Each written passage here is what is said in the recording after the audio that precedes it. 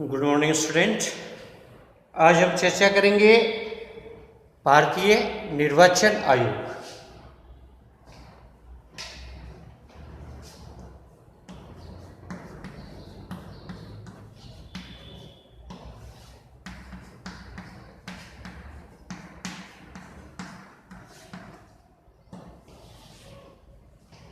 देखिए, सामान्य सी बात है कि वेलफेयर स्टेट का कॉन्सेप्ट चल रहा है।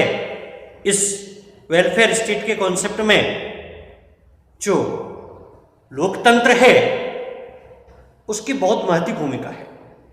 लोकतंत्र को व्यवस्थित रूप से चलाने के लिए, प्रतिष्ठित रखने के लिए निर्वाचन आयोग की बहुत महत्वपूर्ण भूमिका होती है।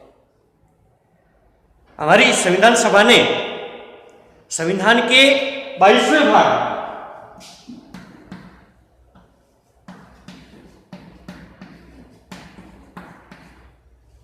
आर्टिकल 324 से आर्टिकल 329 के मध्य, अनुच्छेद 324 से 329 के मध्य निर्वाचन आयोग की व्यवस्था की है।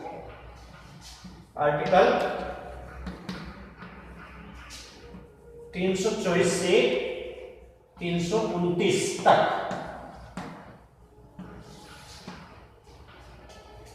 वैसे ही संविधान सभा वकीलों से भरी हुई थी, इसलिए इस बात से विज्ञ थी कि यदि हमें लोकतंत्र का जो प्राणवायु का काम करता है, जो ऑक्सीजन का काम करता है, वह निर्वाचन आयोग यदि स्वतंत्र एवं निष्पक्ष नहीं होगा तो निश्चित रूप से वास्तविक लोकतंत्र की स्थापना नहीं होगी।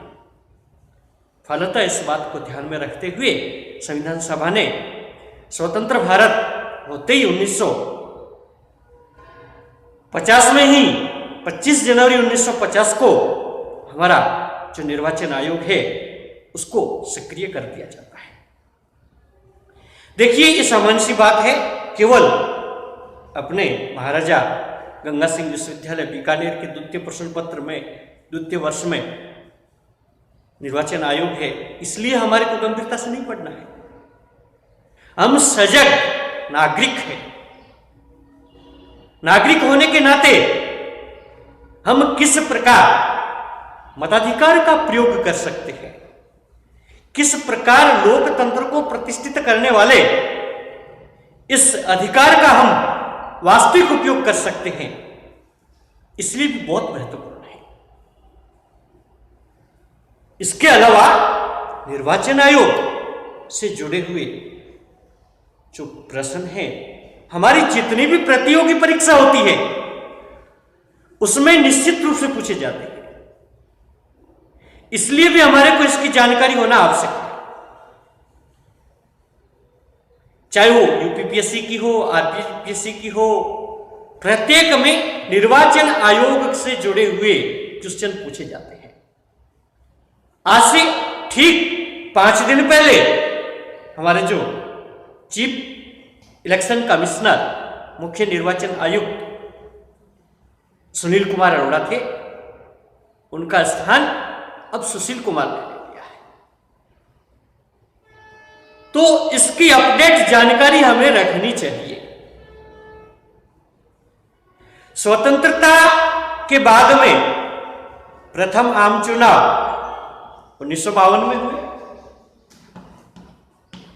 अच्छा, ये बात भी प्रमाणित सत्य है, चुनाव चाहे राष्ट्रपति के हो, चाहे उपराष्ट्रपति के हो, चाहे लोकसभा के हो, चाहे राज्यसभा के हो, सभी चुनाव निर्वाचन आयोग के द्वारा नियंत्रित होते हैं। चाहे हमारे विधानसभा के हो, चाहे स्थानीय स्वशासन की इकाइयां हो, चाहे पंचायती राज हो, चाहे सरपंच का हो, चाहे वार्ड पंच का हो, अंतोगत्वा निर्वाचन आयोग जो होता है, ठीक है, स्थानीय है तो राज्य का जो निर्वाचन आयोग है उसको शक्ति दे दी जाती है। 1952 के प्रथम आम चुनाव से लगा करके अक्टूबर 1983 1983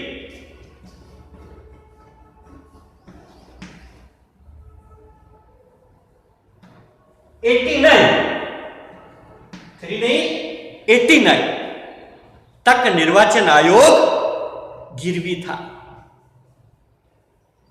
आपको हतप्रद होगा, वर्तमान में प्रतियोगी परीक्षा की जो तैयारी कर रहे हैं विद्यार्थी या विभिन्न विश्वविद्यालयों में जो पढ़ रहे हैं या नए नए जो प्रोफेसर लगे हैं, उनके लिए यह आश्चर्य होगा कि निर्वाचन आयोग 1990 तक तो लगभग गिरवी जैसी स्थिति रही है।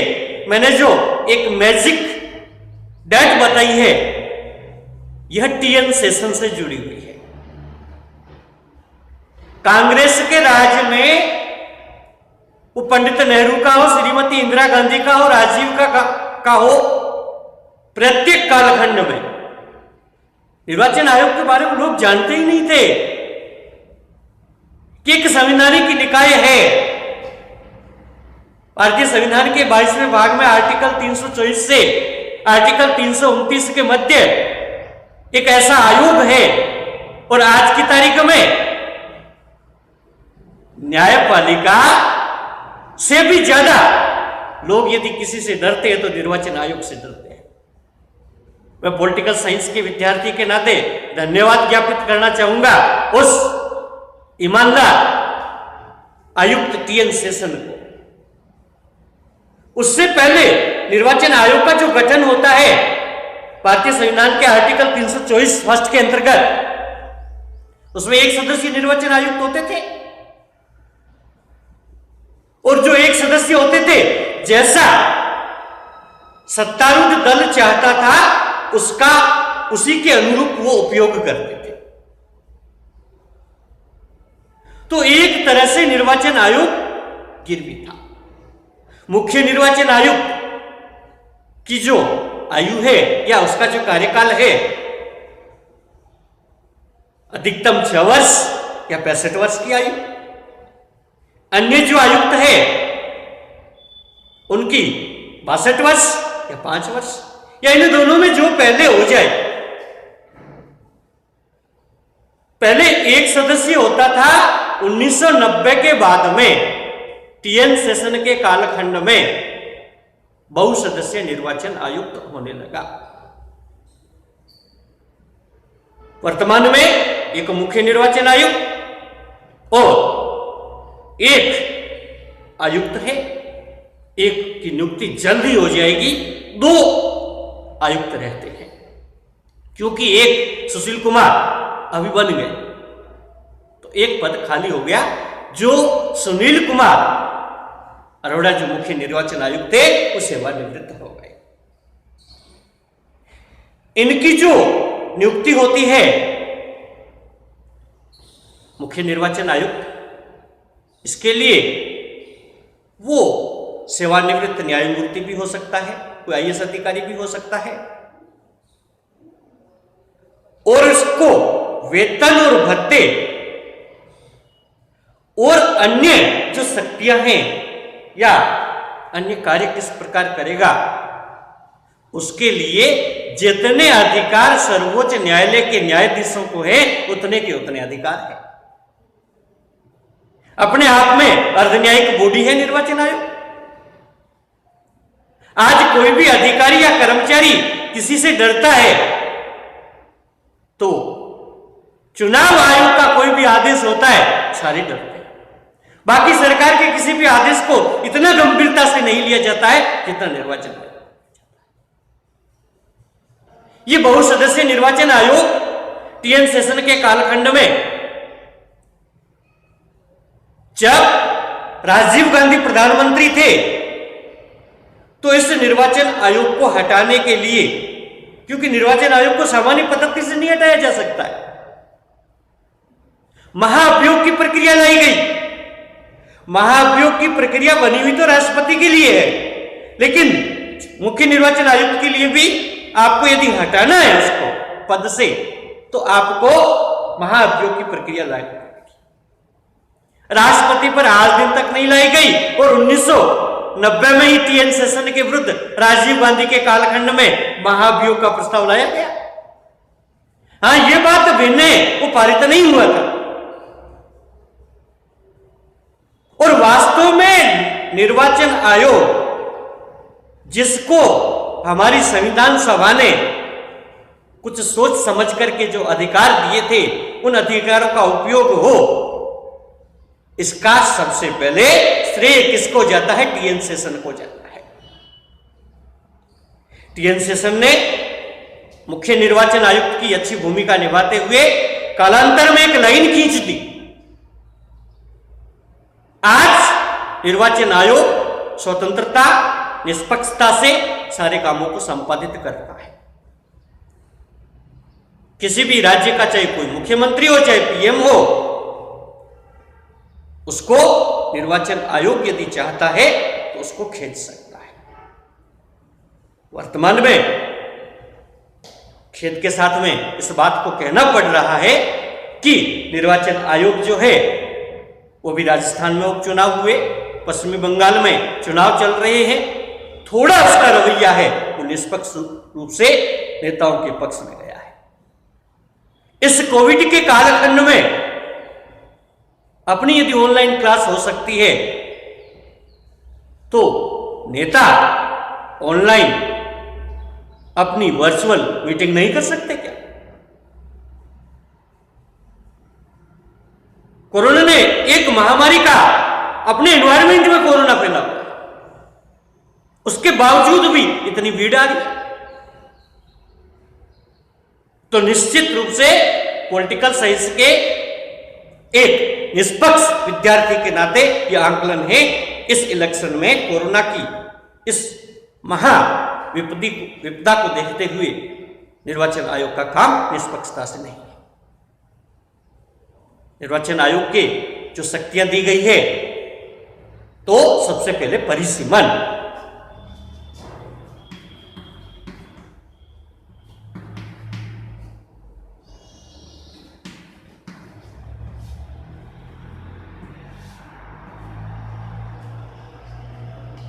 प्रत्येक जनगणना के पश्चात एक परिसीमन आयोग का गठन किया जाता है। वह परिसीमन आयोग लोकसभा और विधानसभा की सीटों का परिसीमन करता है। प्रथम जनगणना 1951 में हुई, परिसीमन आयोग का गठन 1952 में हुआ। निर्वाचन आयोग के अधीन परिसीमन आयोग का एक गठन होता है। इसके सदस्य 2 से 7 तक हो सकते हैं। उसमें सेवानिवृत्त न्यायमूर्तियां हो सकती है, कुछ सक्रिय राजनेता भी होते हैं जो वरिष्ठ और वयोवृद्ध होते हैं। फिर संघ सरकार की इच्छा के अनुरूप इसका गठन किया जाता है। याद रहे, परिसीमन आयोग समय समय पर कौन से लोकसभा का क्षेत्र कहां तक रहेगा, उसका परिसीमन का काम कौन करता है? निर्वाचन आयोग करता है।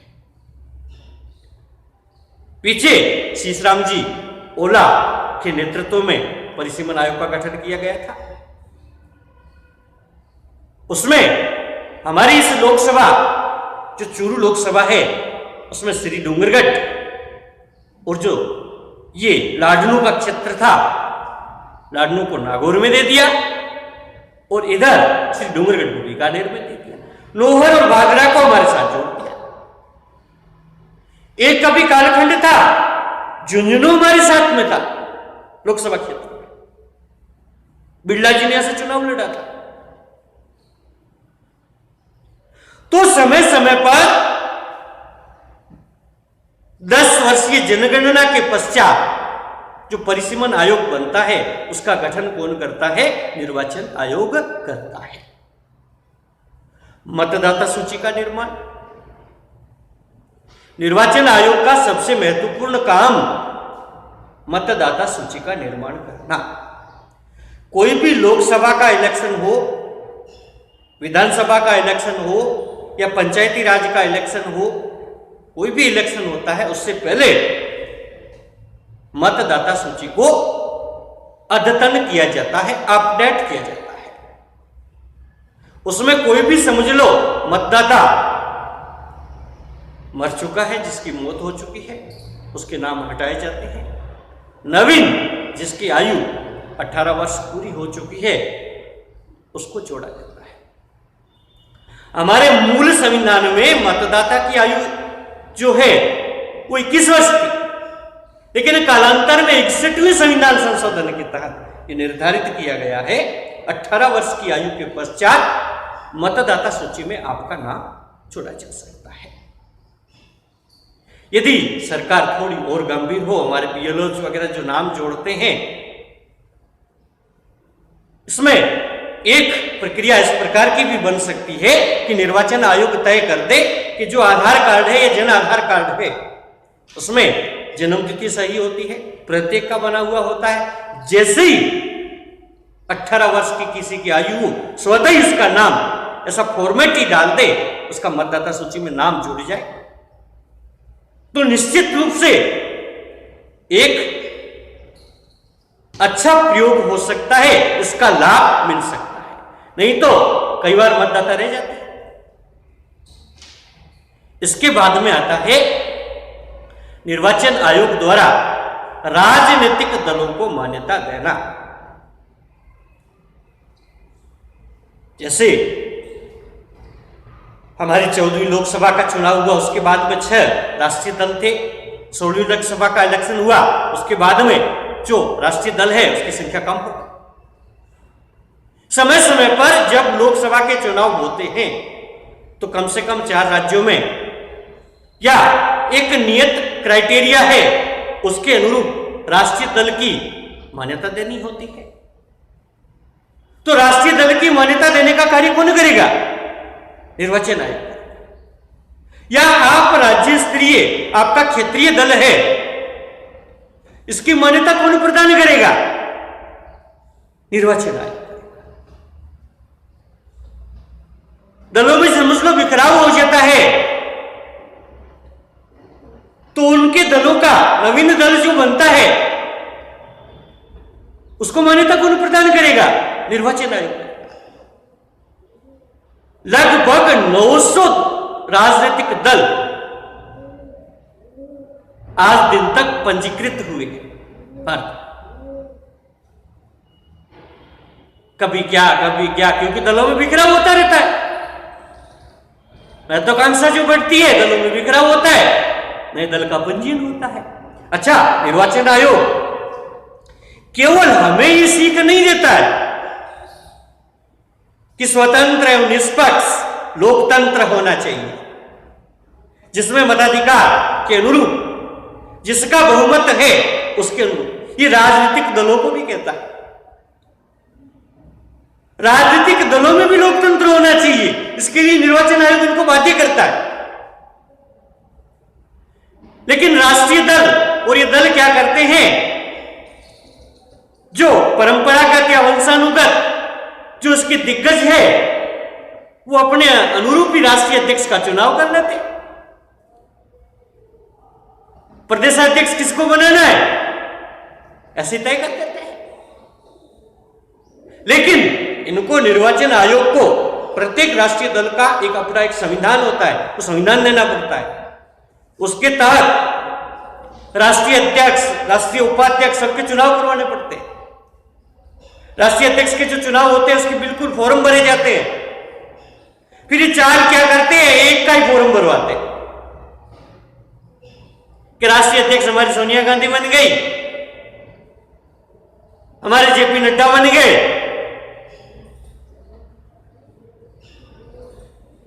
तो कहने का तात्पर्य स्पष्ट है कि लोकतंत्र को राजनीतिक दलों में जीवित रखने का भी कार्य कौन करता है? निर्वाचन आयोग करता है।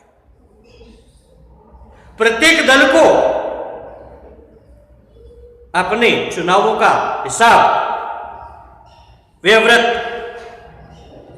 बैलेंस शीट के रूप में सलाह देना पड़ता है। निर्वाचन आयोग प्रत्येक प्रत्याशी की कितनी संपत्ति है, चल और अचल, सबका ब्यौरा मांगता है। कितना आपने खर्चा किया उसका भी ब्यौरा मांगता है। इसके बाद में आता है निर्वाचन आयोग के द्वारा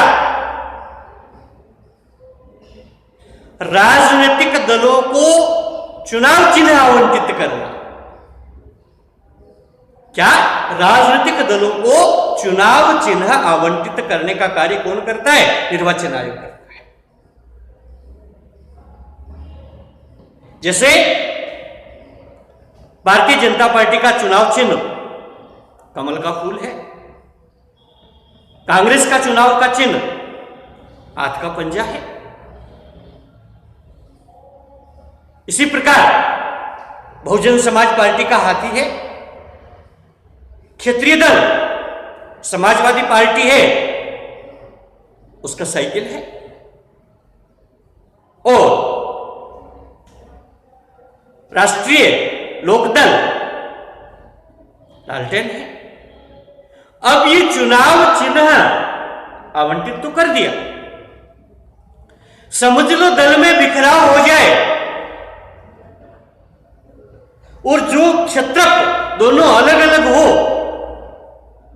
दोनों ही दावा करे कि हमें चुनाव चिन्ह दिए, वो कहता है कि चुनाव चिन्ह मेरा है, दूसरा कहता मेरा है, उस परिस्थिति में निर्णय कौन करेगा? उस परिस्थिति में निर्णय निर्वाचन आयोग करेगा। उस समय निर्वाचन आयोग निर्णय करेगा कि यह चुनाव चिन्ह किसको दिया जाए। समाजवादी पार्टी, नाम तो समाजवादी पार्टी है, लेकिन वो परिवार की पार्टी है, परिवार में भी बिखराव हो गया।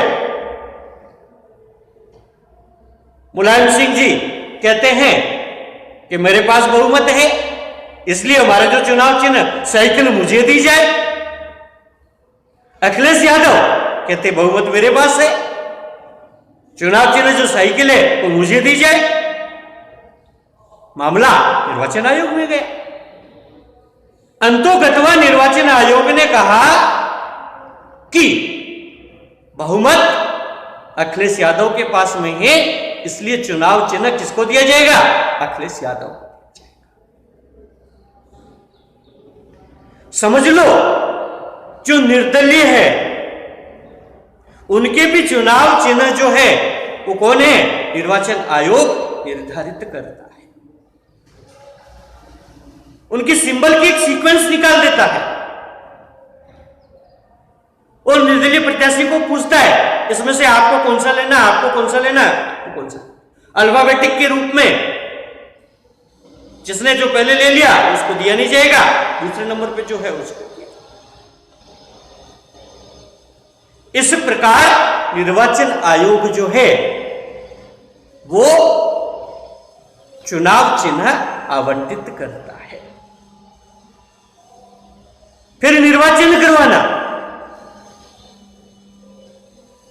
निर्वाचन की अधिसूचना से जारी होने से लगा करके मतगणना और शपथ तक जितने भी कार्य होते हैं सारे निर्वाचन आयोग ही करवाता है।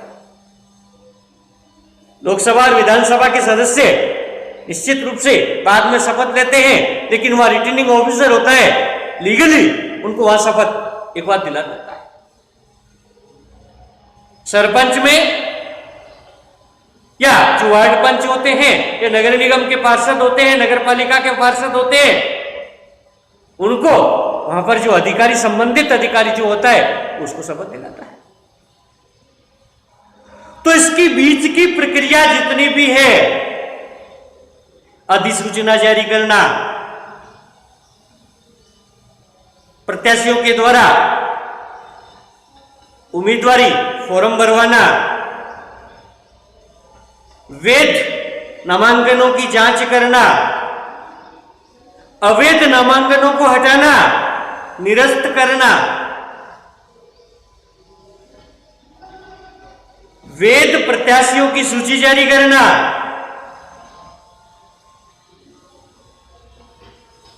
और जो अवैध है उनको निरस्त करना, फिर उनको चुनाव प्रचार के लिए एक नियत मापदंड के अनुरूप उनको चुनाव प्रचार करने के लिए भेजना। इसमें स्पष्ट रूप से कुछ तय रहती है सीटें कि इस प्रकार आप चुनाव प्रचार करेंगे। चुनाव के समय किस राजनीतिक दल को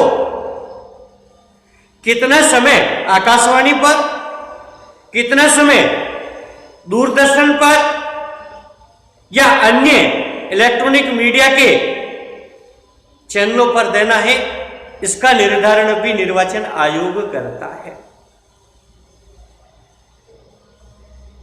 तो निर्वाचन आयोग राजनीतिक दलों को मान्यता देने के साथ साथ, चुनाव चिन्ह आवंटित करने के साथ साथ, निर्दलीयों को चुनाव चिन्ह आवंटित करने के साथ साथ संबंधित जितनी भी निर्वाचन संबंधित प्रक्रिया होती है उस पर निर्णय रखता है, उसका संपूर्ण नियंत्रण रहता है। यदि किसी भी प्रकार के प्रत्याशी के द्वारा कोई भी संविधान के प्रतिकूल किसी भी प्रकार का आचरण किया जाता है तो उसके चुनाव को निरस्त निर्वाचन आयोग कर सकता है। यह शक्ति निर्वाचन आयोग को प्राप्त। तो यहां ध्यान देने योग्य और समझने योग्य यह बात है कि निर्वाचन आयोग संपूर्ण निर्वाचन की व्यवस्था पर नियंत्रण रखता है। निर्वाचन आयोग अपने आप में एक अर्धन्यायिक बॉडी है, न केवल राजनीतिक दलों के प्रशिक्षण का कार्य करता है, बल्कि निर्वाचन आयोग हमें जनता को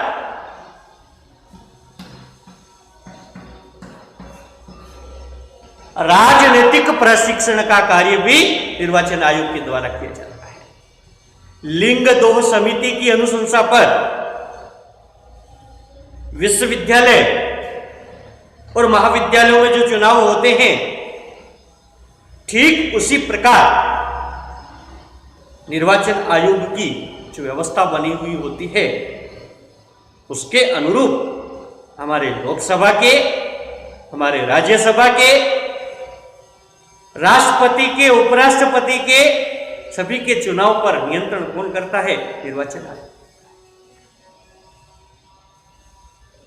निर्वाचन आयोग के द्वारा अन्य कई प्रकार के भी कार्य रहते हैं।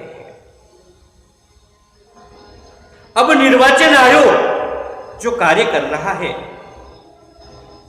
वह और भी निष्पक्षता से करे, या निर्वाचन आयोग के प्रमुख जो कार्य है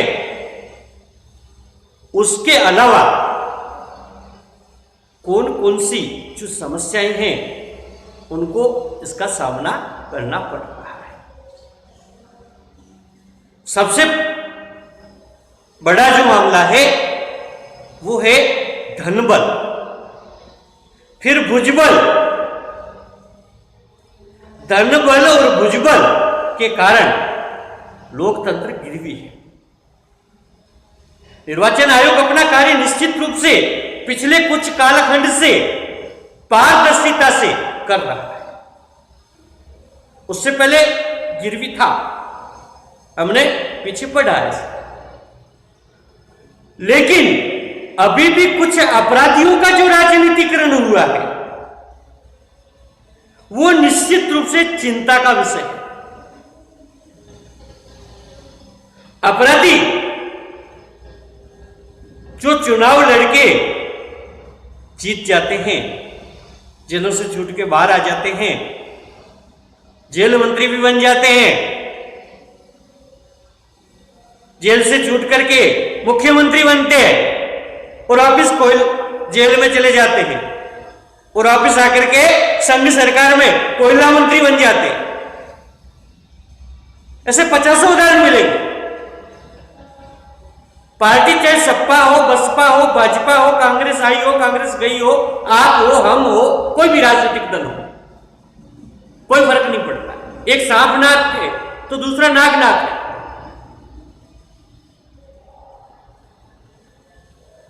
क्योंकि अपराधियों का राजनीतिकरण बीच के कालखंड में अत्यधिक बढ़ गया। आपको लालू प्रसाद यादव जैसे व्यक्ति को अंकुशित करने के लिए आप कितनी पार्टी विद इन डिफरेंट का दावा करो, लेकिन आपको शरद यादव को रखना पड़ेगा, नहीं तो आपका कार्य संपन्न नहीं होगा।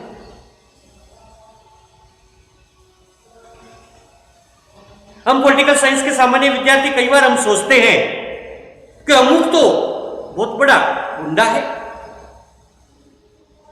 पहले ये उत्तर प्रदेश और बिहार में था, अब हमारे इस राजस्थान में भी प्रभावी होने लग गया। पहले राजस्थान की राजनीति बहुत अच्छी और मर्यादित राजनीति को समझा जाता था। उत्तर प्रदेश और बिहार में निश्चित रूप से इस प्रकार का परिदृश्य देखने को मिलता था। बिहार में तो लिखा हुआ मिलता था, अमुक मंत्री पूर्व जहाज अपहरणकर्ता। तो कहने का तात्पर्य स्पष्ट है। हमें कई बार ऐसा लगता है, हम सामान्य विद्यार्थी हैं पॉलिटिकल साइंस के, कि वो इतना बड़ा अपराधी है जैसे लालू प्रसाद यादव। अभी उनको एक मामले में जमानत मिली है, तो फिर हम सोचते हैं कि इतना बड़ा अपराधी है, इतने बड़े कांड कर रखे हैं, फिर भी चुनाव कैसे लड़ रहा है। हम जगह जगह बड़ी बड़ी बातें कर रहे हैं, लोकतंत्र के उपासक है, निर्वाचन आयोग निष्पक्षता से काम कर रहा है, तो फिर ये चुनाव कैसे लड़ रहा है। तो विद्यार्थियों, यहां समझने योग्य यह बात है कि जब तक हमारे न्यायालय में कोई भी व्यक्ति अपराधी सिद्ध नहीं हो, तब तक उसको हम अपराधी नहीं कह सकते हैं। कोई मामला निचले अदालत में जिसको समझ लो अपराधी बना दिया, हमने तो अपराधी सोच लिया उसको, लेकिन वो अधीनस्थ न्यायालय में जाएगा, उसके बाद अपर न्यायालय में जाएगा, फिर हाईकोर्ट में जाएगा, फिर उच्च न्यायालय की हाईकोर्ट की जो डबल बेंच है उसमें जाएगा, फिर सुप्रीम कोर्ट में जाएगा। अरे हमारे यहां एक तो ये व्यवस्था है कि सुप्रीम कोर्ट भी समझ लो किसी को अपराधी मानते हुए मृत्युदंड की सजा दे दे, तो उस परिस्थिति में माननीय राष्ट्रपति उसकी सजा को कम कर सकते हैं। राष्ट्रपति सर्वोच्च न्यायिक अधिकारी है, महान्यायवादी जो रहता है उसकी अधीनस्थ काम करता है। लेकिन आर्टिकल 72 के अंतर्गत प्रावधान है कि राष्ट्रपति किसी को चाहे तो क्षमादान कर सकता है। तो इस प्रकार जो अपराधी जब तक अंतिम वो सिद्ध नहीं होता है कि वो अपराधी है, तब तक वो चुनाव लड़ता रहेगा। अधीनस्थ न्यायालय में समझ लो उसको सजा सुना रखी है, वो जेल में बैठा है, जेल में बैठा बैठा, ज्यादातर जेल में बैठे बैठे चुनाव लड़ते हैं। लोगों की संपत्ति भी होती है, बेचारा जेल से छूट जाएगा, तो जेल में बैठे बैठे ही चुनाव लड़ करके जीत करके आ जाता है। तो अपराधियों का जो राजनीतिकरण हुआ निश्चित रूप से अनुचित और असंगत है। निर्वाचन की व्यवस्था को सुधार लेकर के हम यदि देखें तो बहुत सारे सुधार हुए। पहले जो बूथ कैप्चरिंग होती थी, तो एक कमेटी ने अनुशंसा की कि यदि कहीं पर इस प्रकार का बूथ कैप्चरिंग का होता है तो वह पुनर्मतदान होगा।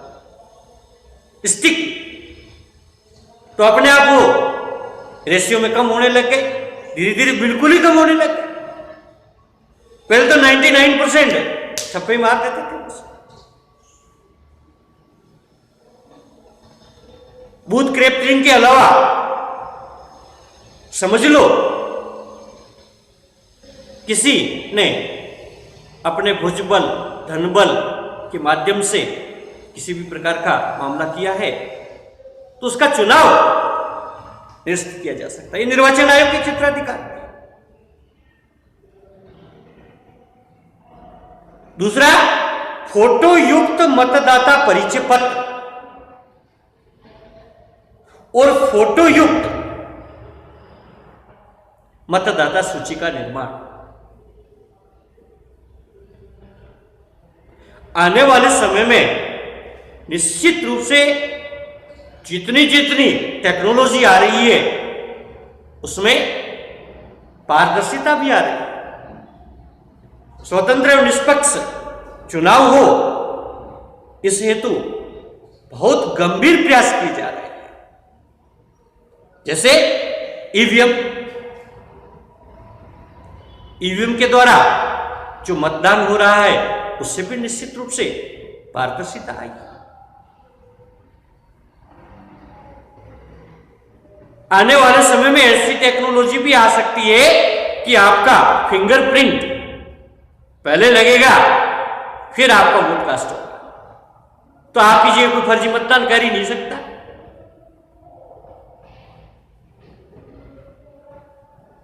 हो सकता जो आई कांटेक्ट से इस प्रकार की कोई डिस्प्ले बन जाए, उससे जैसे मोबाइल में होता है कि टेक्नोलॉजी का एक आधार है, तो फर्जी मतदान नहीं हो सकता। आपका फिंगर लगेगा तो ही आपका वोट कास्ट होगा। ऐसी यदि मशीन आती तो स्वतः ही नियंत्रण हो जाता है। तो निर्वाचन आयोग के द्वारा जो प्रयास किए जा रहे हैं वो निश्चित रूप से बहुत ही सराहनीय है। लेकिन अब एक प्रश्न ये पैदा होता है कि निर्वाचन आयोग के द्वारा किस प्रकार स्वतंत्रता और निष्पक्षता के साथ साथ जो चुनाव हो रहे हैं इसमें और ज्यादा स्वतंत्रता ली जाए। किसी भी प्रकार का दोषी है, निर्वाचन आयोग उसको किसी भी प्रकार से अनुमति प्रदान करे ही नहीं। अभी जैसे कोविड का मामला था तो जितने भी मंत्री थे, मुख्यमंत्री हो चाहे प्रधानमंत्री हो चाहे दूसरे मंत्री हो, वर्चुअल मीटिंग करते। तो निर्वाचन आयोग को निश्चित रूप से कुछ मामलों में सख्ताई या कड़ाई करनी पड़ेगी, तब जाकर के वास्तव में निर्वाचन आयोग के द्वारा स्वतंत्र एवं निष्पक्ष मतदान की जो प्रक्रिया है वो संपन्न होगी। विगत 16 लोकसभा के जो इलेक्शन हुए हैं उसमें उत्तरोत्तर सुधार हुआ है। ये प्रमाणित और अकाट्य सत्य है कि 89 के टीएन सेशन के बाद